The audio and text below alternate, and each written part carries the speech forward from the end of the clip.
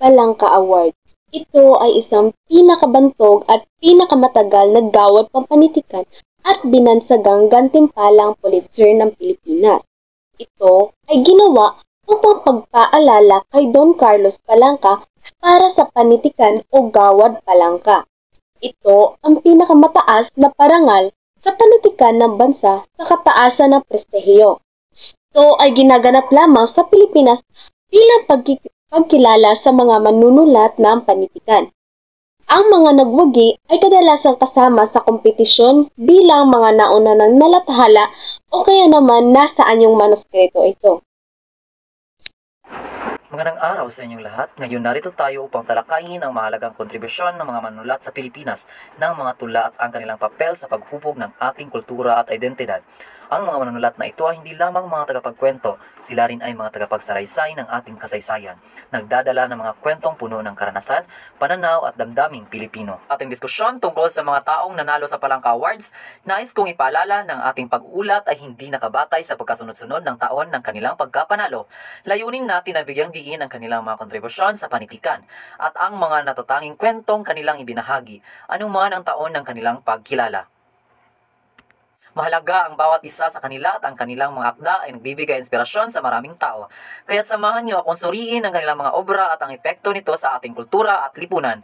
Huwag kalimutang iwasan ang pagkukumpara ng mga taon, sa halip pahalagahan natin ang kanilang natatanging ambag sa ating panitikan.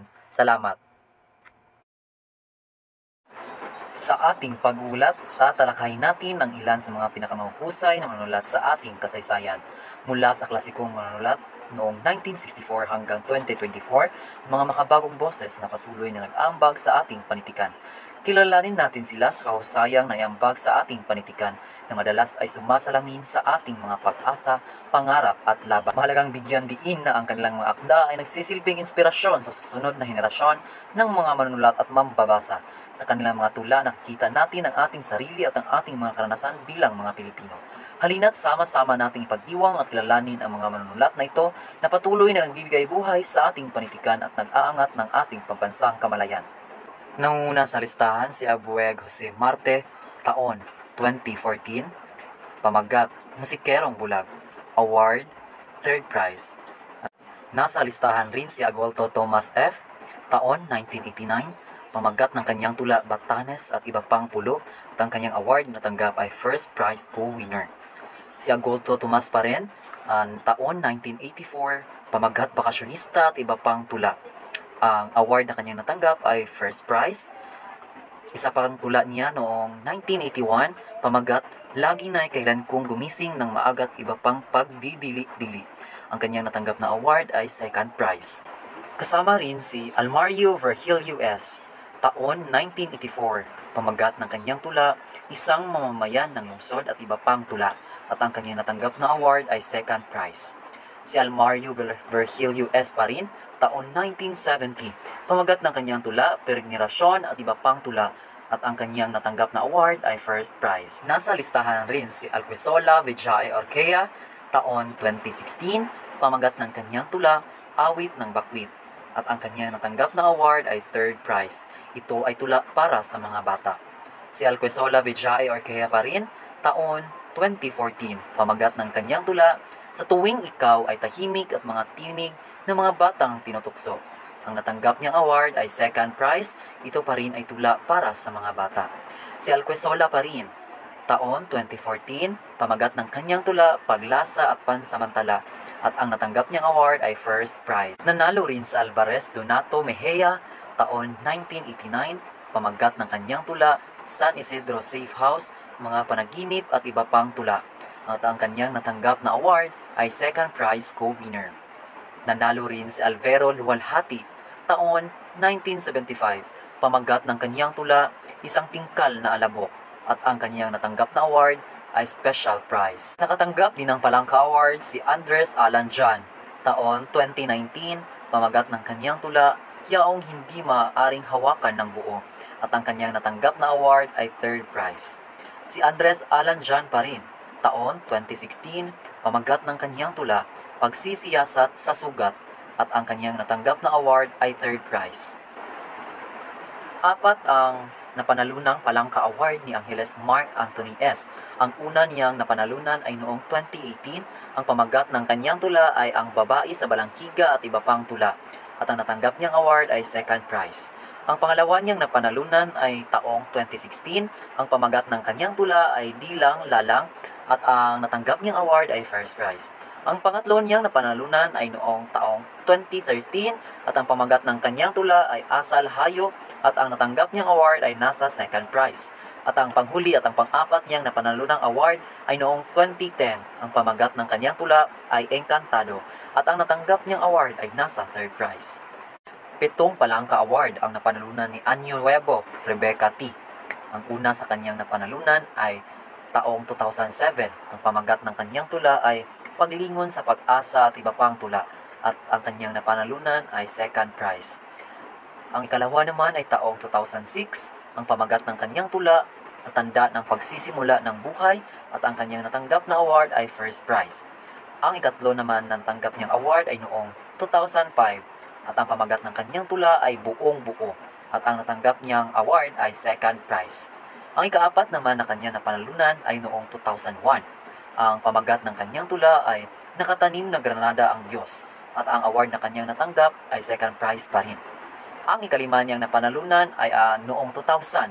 Ang pamagat ng kanyang tula ay Patubalani at Iba Pang Mga Tula at ang kanyang award na natanggap ay third prize. Ang ika-anim sa kanyang napanalunan ay taong 1998. Ang pamagat ng kanyang tula ay Pagtingala, Pananahan at Paglalayag sa Mga Tula ng Lagalag at ang kanyang natanggap na award ay first prize. Ang panghuli o ang pangpitong natanggap niyang award sa Palangka ay taong 1996. Ang pamagat ng kanyang tula ay Bago ang Babae, Mga Tula na Walang Paumanhin at ang kanyang natanggap na award ay second prize. 5 rin ang napanalunan ni Año Nuevo Roberto T. dahil sa kanyang mga nagawang tula. Una niyang napanalunan ay noong 2002. Ang pamagat ng kanyang tula ay Estalon at Iba Pang Simoy ng Bait at ang kanyang award na natanggap ay first prize. Ang pangalawa sa kanyang mga natanggap ay taong 1997. Ang pamagat ng kanyang tula ay Pink Guba at Iba Pang Mga Alunignig at ang kanyang natanggap na award ay first prize. Ang ikatlo naman ay taong 1996. Ang pamagat ng kanyang tula ay Lupain ng Kapangyarihan at ang natanggap niyang award ay first prize. Ang pang-apat ay taong 1994. Ang pamagat ng kanyang tula ay Kalatong at Iba Pang Himig ng Paglalakbay at ang kanyang natanggap na award ay first prize co-winner. Ang panghuli o ang panglima ay taong 1993. Ang pamagat ng kanyang tula ay Pangungungkan at Iba Pang Saliksik at ang kanyang natanggap na award ay first prize. 8 Palangka Award naman ang napanalunan ni Antonio Lamberto E. at nanguna sa kanyang listahan taong 2019 at ang pamagat ng kanyang tula ay Turno kung Nocturno at Ibang Tiyempo ng Relievo sa Pagberso at ang kanyang natanggap na award ay first prize. Ang pangalawa naman ay 1999. Ang pamagat ng kanyang tula ay Lilok ng Lilo at ang kanyang natanggap na award ay first prize. Ang pangatlo naman ay taong 1985. Ang pamagat ng kanyang tula ay Pagsalubong sa Habagat at ang kanyang natanggap na award ay second prize. Ang pang-apat naman ay taong 1978. Ang pamagat ng kanyang tula ay Duyan, Araro, Punglo at ang kanyang natanggap na award ay second prize. Ang panglima ay taong 1977. Ang pamagat ng kanyang tula ay Sa Bibig ng Balon at Iba Pang Tula at ang kanyang natanggap na award ay first prize. Ang pang-anim ay taong 1976, Sangkipil sa Uhay ang pamagat at ang natanggap niyang award ay first prize. Ang pang-pito sa listahan ay taong 1972 at pinamagatan itong 10 Tula at ang kanyang natanggap na award ay special prize. Ang panghuli o ang pang-8 Palangka Award na kanyang napanalunan sa listahang ito ay taong 1971. Ang pamagat ng kanyang tula ay 3 awit ng pagpuksa at ang kanyang natanggap na award ay second prize. 6 na Palangka Awards naman na natanggap ni Antonio Teote dahil sa kanyang mga nagawang tula. Una sa kanyang listahan ay taong 1986 at pinamagatan ang kanyang tula na Panahon ng Pagpuksa at Iba Pang Pakikidigma at ang kanyang award na natanggap ay first prize. Sumunod sa listahan ay 1984 at ang pamagat ng tula ay Sa Bibig ng Bulkan at Iba Pang Krisis. Ang kanyang natanggap na award ay third prize co-winner. Ang sunod naman ay 1983. Ang pamagat ng kanyang tula ay Pamamangka at Iba Pang Pagsagwan at ang kanyang natanggap na award ay third prize. Taong 1977, nanalo siya sa kanyang tulas na pinamagatang Maskara at Mahika at ang kanyang natanggap na award ay third prize co-winner. Taong 1976 naman ay nanalo siya sa kanyang tula na pinamagatang Sa Pagtabon ng Gumuhong Bundok at ang kanyang natanggap na award ay second place. Taong 1976, ang kanyang tula ay pinamagatang Litanya kay Santa Clara at iba pang tula at ang kanyang natanggap na award ay second prize. Nanalo din si Arguelles Misandel Bertuccio sa kanyang ginawang tula taon 2005 at ang pamagat ng kanyang tula, Una Prosa at ang kanyang natanggap na award, third prize. Nanalo din si Arguelles Miguel C. taon 1978 ang pamagat ng kanyang tula, Uyayi ng Isang Pulubing Ina at ang kanyang natanggap na award ay honorable mention. Nanalo din ng 2 Palangka Award si Baluloy Paterno B. Jr. dahil sa kanyang mga ginawang tula para sa mga bata. Una sa kanyang listahan taong 2017, ang pamagat ng kanyang tula ay Agam-Agam ng Langgam. Ang kanyang natanggap na award ay third prize. Ang pangalawa naman ay taong 2018, ang pamagat ng kanyang tula ay Paumanhin ng Kuting at ang kanyang natanggap na award ay first prize. Hindi din magpapahuli si Bakiran Romulo P. Jr. dahil nanalo siya ng 6 na Palangka Award dahil sa kanyang mga ginawang tula. Una sa kanyang listahan taong 2010, ang pamagat ng kanyang tula ay Parokya at ang kanyang natanggap na award ay second prize. Sunod naman ay taong 1994, ang pamagat ng kanyang tula ay Sa Kandungan ng Cordillera at iba pang mga tula at ang kanyang natanggap na award ay first prize co-winner. Sunod naman ay taong 1992, ang pamagat ng kanyang tula ay Makiling Sut at iba pang tula at ang kanyang natanggap na award ay third prize co-winner. Sunod naman sa listahan ay taong 1990, ang pamagat ng kanyang tula ay Baryo at ang kanyang natanggap na award ay second prize. Sunod naman ay 1989 at ang kanyang pamagat ng tula ay Mga Tula ng Paglusong at ang kanyang natanggap na award ay third prize co-winner. Panghuli sa listahan ay taong 1988. Ang pamagat ng kanyang tula ay Mga Pangarap at Bangungot na Di Malimot at ang kanyang natanggap na award ay third prize co-winner. Nanalo din ng 2 Palangka Award si Barrios Maria Josephine C. dahil sa kanyang mga nagawang tula. Una sa listahan ay taong 2006 at ang pamagat ng kanyang tula ay salit-salitang mga tula ng pagsulyap, pakikibaka at paglingap at ang kanyang natanggap na award ay second prize. Ang sunod naman ay ang taong 1988. Ang pamagat ng kanyang tula ay Babae Akong Namumuhay Mag-isa at ang kanyang natanggap na award ay second prize. Sa parehong taon, nanalo ng Palangka Award dahil sa kanilang ginawang tula si Barroso Eli Ang at Bartolome Rolando. Si Barroso Eli Ang ay nanalo ng Palangka Award taong 1978 dahil sa kanyang tula na pinamagatang Mga Tula at ang kanyang natanggap na award ay honorable mention. Gayon din si Bartolome Rolando sa kaparehong taon 1978, ang pamagat ng kanyang tula ay Ang Makata at ang kanyang natanggap na award ay kapareho lang ni Barroso Eli Ang, honorable mention. 2 Palangka Award naman ang napanalunan ni Bailen Teo S. Ang una niya dito sa listahan ay taong 1972, ang pamagat ng kanyang tula ay Katipunan ng Napapanahong Mga Tula. Ang kanyang natanggap na award ay special prize. Sa taong 1965 naman ay nanalo ang kanyang tulang pinamagatang Mga Sugat ng Siglo at ang kanyang natanggap na award ay second prize. Nanalo din ang tula ni Benitez Christian Jill R. taong 2015. Ang pamagat ng kanyang tula ay Sapagkat Umiibig, Mga Tula at ang kanyang natanggap na award ay third prize. Nanalo din ng 2 Palangka Award si Bigornia Mike L. Una sa listahan taong 1992, ang pamagat ng kanyang tula ay Bestiario at iba pang prosang itim at ang kanyang natanggap na award ay first prize. Pangalawa sa kanyang listahan ay taong 1985, ang pamagat ng kanyang tula ay Punta Blanco at ang kanyang natanggap na award ay first prize. Nanalo din ng kaisa-isang Palangka Award si Babis Merlinda dahil sa kanyang ginawang tula taong 1989.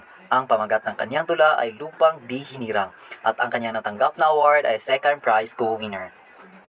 Andito din si Borlongan Ariel Dim na nanalo ng 3 Palangka Award dahil sa kanyang ginawang tula. Una dito sa listahan taong 1999. Ang pamagat ng kanyang tula ay Kwentong Kanto, Kwentong Baryo at ang kanyang natanggap na award ay third prize. Pangalawa sa listahan dito ay taong 1988. Ang pamagat ng kanyang tula ay Malulungkot na Taludtod at ang kanyang natanggap na award, first prize. Ang panghuli naman ay taong 1986. Ang pamagat ng kanyang tula, Mga Himaymay ng Paglalamay at ang kanyang natanggap na award ay second prize. Pasok din sa listahan si Breeze Niles Jordan. Taong 2008, nanalo ang kanyang tula na pinamagatang rubrika, Mga Lakbay, Nilay at Pagbubunyag at ang kanyang natanggap na award, 3rd prize. Si Bukal John Vincent naman ay nanalo ng Palangka Award dahil sa kanyang ginawang tula para sa mga bata. Taong 2017, pinamagatan ang kanyang tula ng Muwang ng Musmos at ang kanyang natanggap na award ay 1st prize. Nakatanggap din ng Palangka Award at kaisa-isang award ni Buhain Jose M. dahil sa kanyang ginawang tula taong 1969. Pinamagatan ang kanyang tula Paraanin Ako at ang kanyang natanggap na award ay 2nd prize. Nanalo naman si Carion Jose N. taong 1975 dahil sa kanyang tula na pinamagatang Ang Pamumuno ni Abunawa at ang kanyang natanggap na award ay Special Prize. Nakatanggap din si Castillo Paul Alcoseba taong 2018 sa kanyang tula na pinamagatang Lunat Lunas at ang kanyang natanggap na award ay 1st prize. Si Simato Franklin taong 1991 dahil sa kanyang ginawang tula na pinamagatang Desparecido Disa Paradico at ang kanyang natanggap na award ay 1st prize. Nakatanggap din si Ko Micael de Lara taong 2008 dahil sa kanyang ginawang tula Ang Iba't Ibang Ngalan ng Hangin at ang kanyang natanggap na award ay 1st prize. Si Cordero Christian S. naman taong 2013 ay nanalo dahil sa kanyang tula na pinamagatang Lobo sa Loob, Mga Tula at ang kanyang natanggap na award ay 3rd prize. Nanalo siya ng 2nd prize taong 2012 dahil sa kanyang tula na pinamagatang Pagsalat sa Pilat. 4 na Palangka Awards din na natanggap ni Croza Michael M. Nangunguna sa kanyang listahan taong 2001. Ang pamagat ng kanyang tula ay Mga Lagot na Liwanag at ang kanyang natanggap na award ay 1st prize. Sumunod naman sa listahan ay taong 1998. Ang pamagat ng kanyang tula ay Ako, Bana, Ama at ang kanyang natanggap na award ay 2nd prize.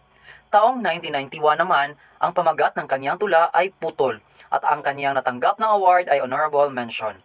Nakatanggap naman siya ng Palangka Award dahil sa sinulat niyang tula para sa mga bata at ito ay taong 2009. Ang pamagat ng kanyang tula ay Munting Daigdig ng Dalit Awit at ang kanyang natanggap na award ay 3rd prize.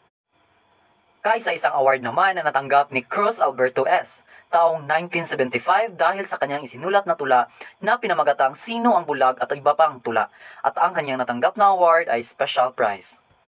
Nakatanggap din ng Palangka Award si Dalo Celso dahil sa kanyang isinulat na tula. Taong 1974, ang pamagat ng kanyang tula ay Quo Vadis, Kapitan at iba pang mga tula. Ang kanyang natanggap na award ay Special Prize.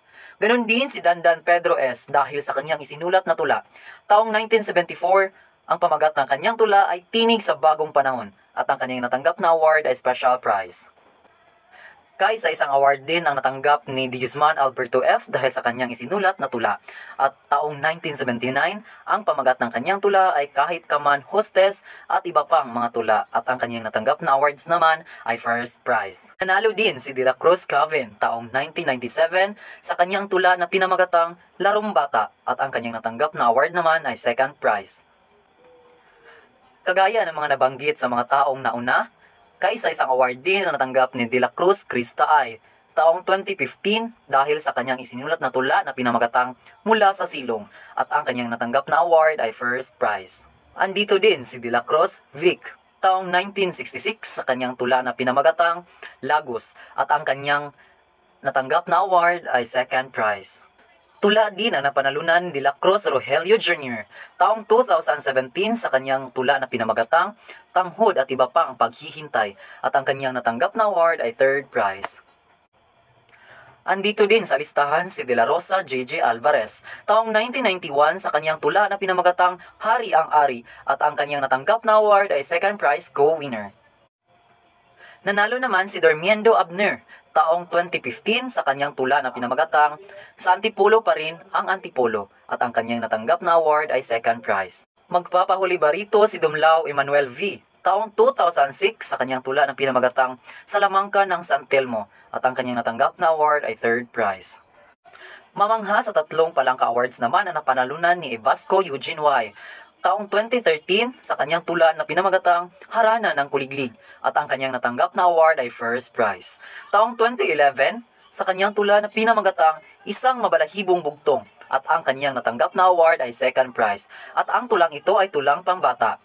Taong 2009, pamagat ng kanyang tula ay may tiyanak sa loob ng aking bag at ang kanyang natanggap na award ay first prize. At ito ay tulang isinulat para sa mga bata. Dagdag pa riyan, taong 2001, nanalo din siya sa kanyang tula na ang pamagat ay ang paghagilap sa karaniwan at ang kanyang natanggap na award ay third prize. Nanalo din pala siya taong 2000, ang pamagat ng kanyang tula ang maisisilid sa pandama at ang kanyang natanggap na award ay first prize. Tampok din si Fernandez Victor sa kanyang tula taong 1968. Pinamagatan itong Ito Ba Ang Kabihasnan at ang kanyang natanggap na award ay second prize. Andito din si Flores Gonzalo taong 1965 sa kanyang tula na pinamagatang Makiling at ang kanyang natanggap na award ay third prize. Andito din si Fonte Ralph Lawrence G taong 2019 sa kanyang pamagat Ang Wika ng Dagat ay Layo at ang kanyang natanggap na award ay second prize. Nandito din si Francisco Victor V taong 1975 sa kanyang tula na pinamagatang China Taklipan Ugat ng Angkan at ang kanyang natanggap na award ay special prize. Siyempre, andito din si Galon Noel taong 2018 sa kanyang tula na pinamagatang Ang Bata sa Panahon ng Ligalig, mga tula sa loob at labas ng bayan ng San Diego at ang kanyang natanggap na award ay third prize. Dalawang Palangka Award naman na napanalunan ni Carlitos Raymond Magno. Una sa listahan niya ay taong 2003 sa pamagat ng kanyang tula na Nostos at iba pang awit ng pagtubos at ang kanyang natanggap na award ay second prize. Ang susunod naman ay taong 1998.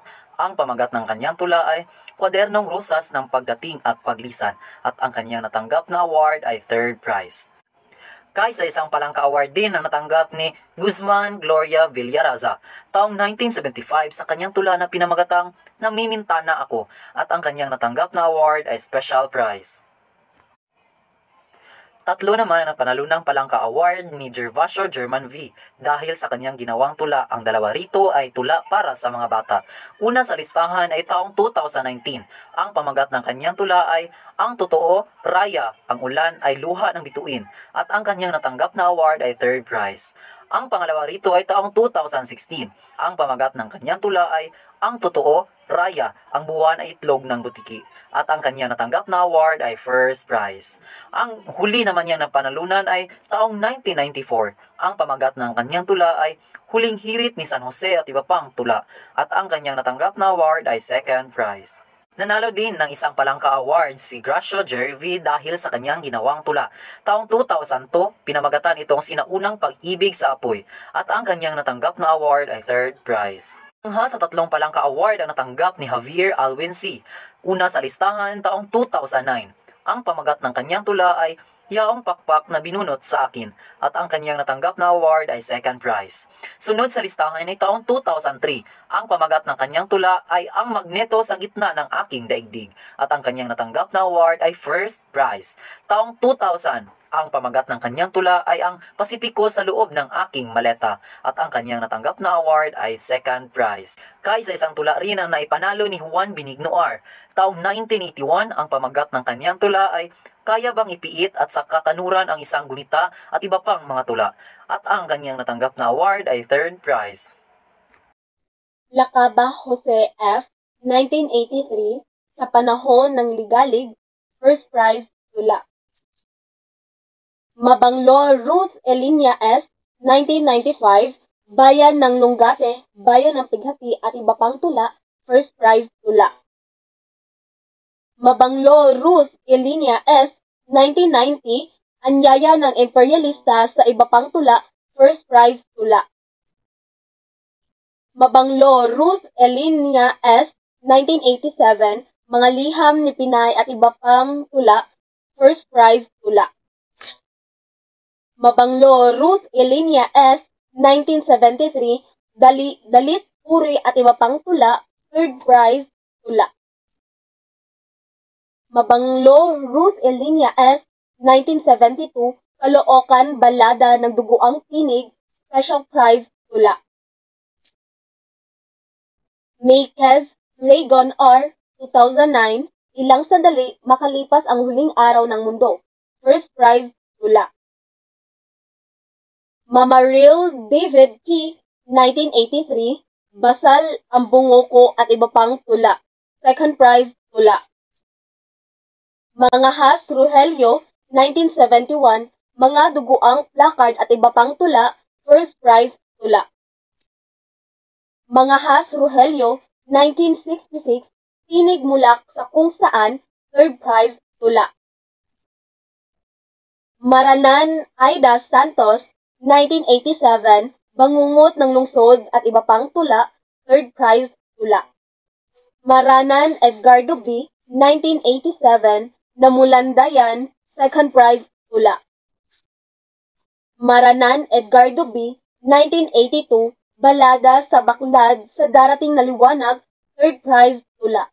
Crescenciano C. Jr., 1974, at Bumagtas ang Dilim. Special prize, tula. Marquez Crescenciano C. Jr., 1966, Evolution. First prize, tula. Marquez Crescenciano C. Jr., 1982, Odyssey ng Siglo. First prize, tula. Mercado Simon A., 1975, Tatlong Tula. Special prize, tula. Merceta Errol A., 2017, Tagulilong ang Mga Nawawala. Second prize, tula para sa mga bata. Merkita Errol A., 2015, Ang Iisang Paa ng Tsinelas. First prize, tula para sa mga bata. Milliam Marcel L., 2011, Ako ang Bida.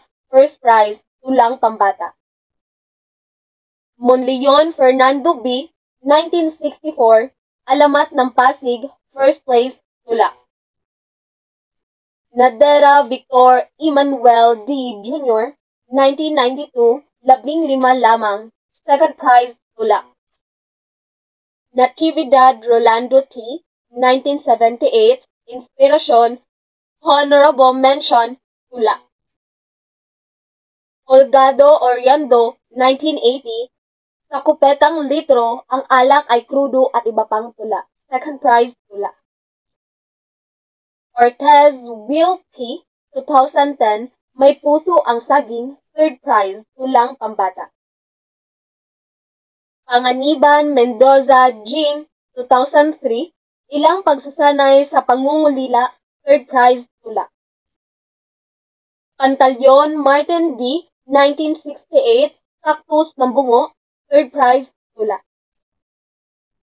Pechay Nicolas B., 1993, Ang Lunes na Mahirap Bunuin. First prize, tula. Pineda Rosalinda, 1975, Genesis at Iba Pang Tula. Special prize, tula. Yukos Carlos M. III, 2010, Guerrera Cantos. First prize, tula. Yukos Carlos M. III, 2007, Corpus. First prize, tula. Nasa listahan din si Ramos Bienvenido, 1973. Ang tulang pinamagatang Pakikipagtipan sa Tadhana. Nanalo ito bilang second place. Nasa listahan din si Ramos Bienvenido. Nanalo siya ng 5 beses. Una noong 1964. Ito ang Ating Panahon. Natanggap niya ang second prize. Pangalawa noong 1967. Iba't ibang tula, mga paa, mga kamay. Natanggap niya din ang second prize. At pangatlo naman noong 1968. Mga ibon at iba pang tula. Sa tulang ito ay natanggap niya ang first prize. At ang pang-apat ay noong 1973. Pakikipagtipan sa Tadhana. Natanggap niya ang second prize. At panghuli noong 1978. Ako'y Ulilang Tinig sa Ilang. Honorable mention lamang ang natanggap niya. Nasa listahan din si Relio Fidel D. Jr. noong 1984. Mga tugma ng paglikha, mga talinghaga ng pagpuksa. Nanalo ito bilang third prize co-winner. Nasa listahan din si Salanga Alfredo Navarro noong 1985. Ang tulang pinamagatang Etc. natanggap niya ang third prize. Sa listahan din si Samar Edgar Calabia. Nanalo siya ng 2 beses. Una, noong 2002, pag-aabang sa kundiman at iba pang tula. Natanggap niya ang second prize. At ang pangalawa ay noong 2004, Tayong Lumakad ng Matulin. Natanggap niya ang first prize. Nasa listahan din si San Juan Epifanio Jr. na may 2 panalo. Una noong 1970, Maliwalo. Natanggap niya ang third prize at sa pangalawa naman noong 1972, 1 Mayo 1971 at iba pang tula. Natanggap niya ang special prize. Nasa listahan din si Sanchez Louis John A. noong 2016, Tempus per annum at iba pang tula. Natanggap niya ang second prize. Nasa listahan din si Sandoval Romulo noong 1981, taga-Bato. Nakatanggap ito ng first prize. Nasa listahan din si Santiago Jesus Manuel. Nanalo siya ng 2 beses. Una noong 1977 sa pagdalaw ng pangungulila. Nakatanggap siya ng second prize. At ang pangalawa naman noong 2009, Kwentong Matanda, Bersyong Bata. Nakatanggap siya ng second prize. Nasa listahan din si Kindoza Santiago Lilia. Nanalo siya ng 2 beses. Una noong 1990. Ordinaryo at iba pang tula. Nakatanggap siya ng third prize. At sa pangalawa naman noong 1995. Mga larawang pisiskal at iba pang tula. Nakatanggap siya ng third prize. Nasa listahan din si Santos Binilda S. Nanalo din siya ng 2 beses. Una noong 1998 sa pakpak ng Balse ni Strauss.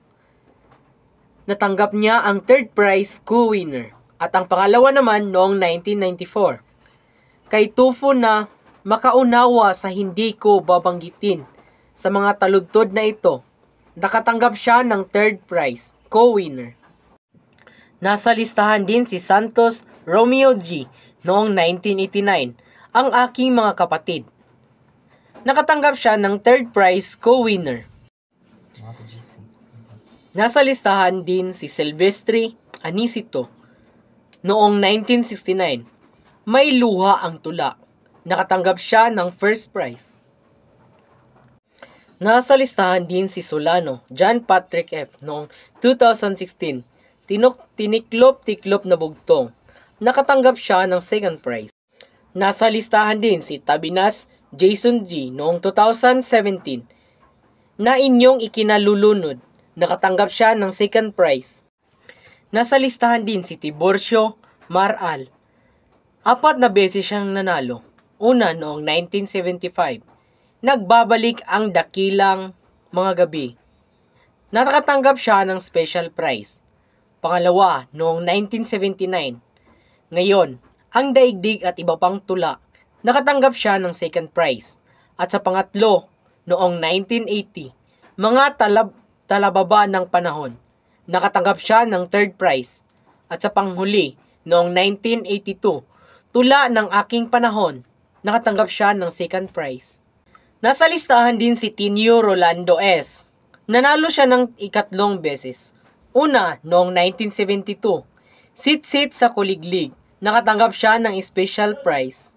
Pangalawa, noong 1975, 12 Tula. Nakatanggap siya ng special prize. At ang pangatlo, noong 1989, Himutok at Iba Pa. Nakatanggap siya ng first prize co-winner. Nasa listahan din si Tuazon Joseph Rosmond T. 3 beses siyang nanalo. Una, noong 2004. Puti ang Anino ng Minsang Narito. Nakatanggap ito ng second prize. At ang pangalawa, noong 2005. Sa Pagitan ng Emerhensya. Nakatanggap ito ng first prize. At sa pangatlo, noong 2011, Mga Nakaw na Linya. Nakatanggap ito ng second prize. Nasa listahan din si Urswa Alvin Capili. Nanalo siya ng 2 beses. Una noong 2012, Kumpuni. Nakatanggap siya ng third prize at noong 2013, Sisid. Noong nakatanggap siya ng third prize. Nasa listahan din si Valles Christian R. noong 2017 sa pagitan ng banal na karnal. Nakatanggap siya ng first prize. Nasa listahan din si Villasis Enrique S. Nanalo siya ng 4 na beses. Una, noong 2011. Agua, natanggap siya ng second prize. Pangalawa, noong 2012. Crucopedia, nakatanggap siya ng first prize. Pangatlo, noong 2013, Manansala, nakatanggap siya ng first prize. Ang pagtatapos, nais nating bigyang pugay ang mga nanalo ng Palangka Awards sa kategoryang tula. Ang kanilang mga likha hindi lamang simpleng salita, sila ay mga sining na puno ng damdamin at pagninilay. Sa bawat taludtod na ipapahayag nila ang mga hinanakit, pag-asa at pagmamahal ng isang Pilipino.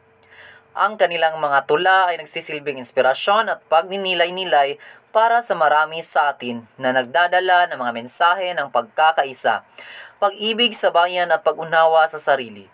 Sa pagbibigay pugay natin sa kanila, kinikilala natin ang kanilang talento at ang malaking ambag nila sa pagyabong ng panitikang Pilipino. Naway magpatuloy ang kanilang inspirasyon sa mga susunod na henerasyon ng mga makata at sana'y magbukas pa ng mas maraming pinto para sa mga bagong boses at kwento sa hinaharap. Maraming salamat sa inyong lahat at maraming salamat sa pakikinig.